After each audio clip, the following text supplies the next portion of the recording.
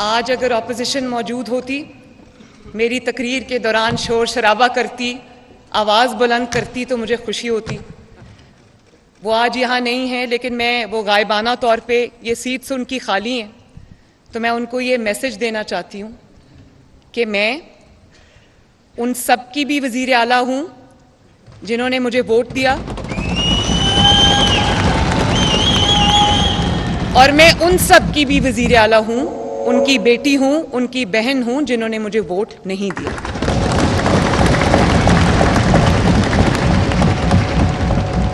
और मैं ऑपोजिशन को ये मैसेज देना चाहती हूँ कि मेरे दफ्तर के दरवाजे, मेरे दिल के दरवाजे, मेरे चैम्बर के दरवाजे हर वक्त 24/7 उनके लिए भी उसी तरह खुलें जिस तरह मेरी जमात के कारकुन के लिए खुलें।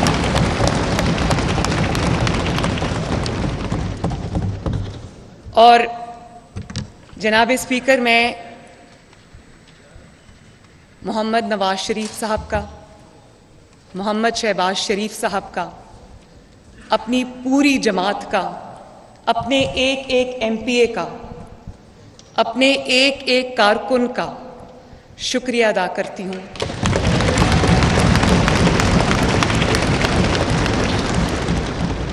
कि उन्होंने ना सिर्फ मुझे इस मनसब के लिए नामजद किया बल्कि मेरा साथ दिया, मुझे सपोर्ट किया। तो मैं तहे दिल से आप सबका शुक्रिया अदा करती हूँ। और इसके साथ मैं पीपल्स पार्टी का, IPP का, काफ लीग का और जो जेड लीग के एक रुकन हैं जिन्होंने हमें वोट दिया, मैं सबका तहे दिल से शुक्रिया अदा करती हूँ। और ये आपसे वादा करती हूँ कि मैं जितनी वज़ीर आला मुस्लिम लीग नून के लिए हूँ, उतनी वज़ीर आला मैं आपके लिए भी हूँ।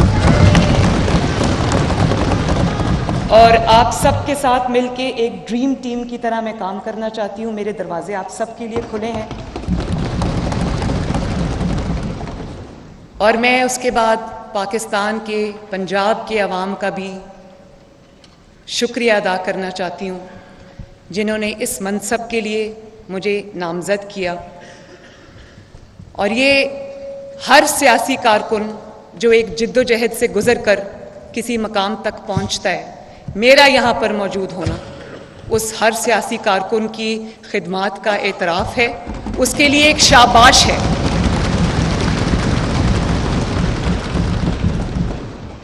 और फिर अपना ये एजाज़ जो आज एक तारीख़ बनी है, मुझे अगर आप माइनस भी कर दें, लेकिन ये हर उस पाकिस्तान की बेटी का एजाज़ है, हर उस पाकिस्तान की बहन का एजाज़ है, हर माँ का एजाज़ है कि आज कुर्सी पे पाकिस्तान की पहली खातून वज़ीर आला खड़ी है।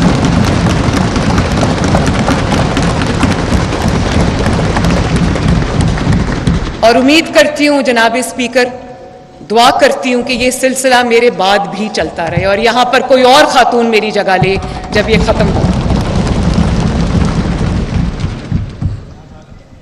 आप सब जानते हैं कि हम एक मुश्किल मरहले से गुज़र कर यहाँ पर पहुँचे हैं, और ये ह्यूमन नेचर है।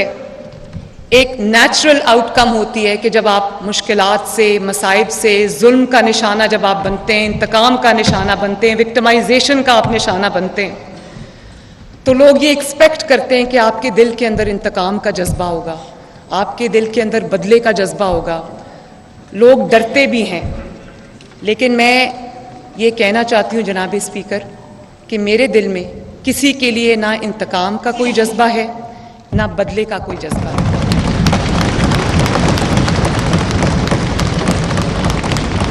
बल्कि अगर आप मुझसे सच पूछें तो मैं अल्लाह को गवाह बना के ये बात कहना चाहती हूँ कि मैं अपने मुखालिफिन की, जिन्होंने मुझे जुल्म का निशाना बनाया, इंतकाम का निशाना बनाया, मैं तहे दिल से उनकी शुक्रगुजार हूँ।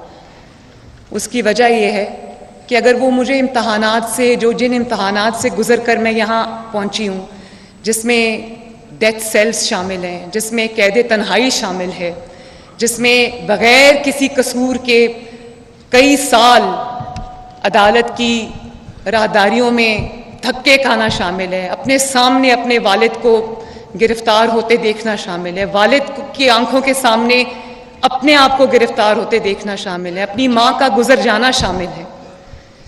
उसमें ये सब तकालीफ के बाद भी मैं ये समझती हूँ कि मेरे मुखालिफिन ने मेरे पे बड़ा एहसान किया है, क्योंकि उन्होंने मुझे ऐसी स्ट्रगल से गुजारा है, ऐसी ट्रेनिंग से गुजारा है कि जिसका कोई नेमुल बदल नहीं है।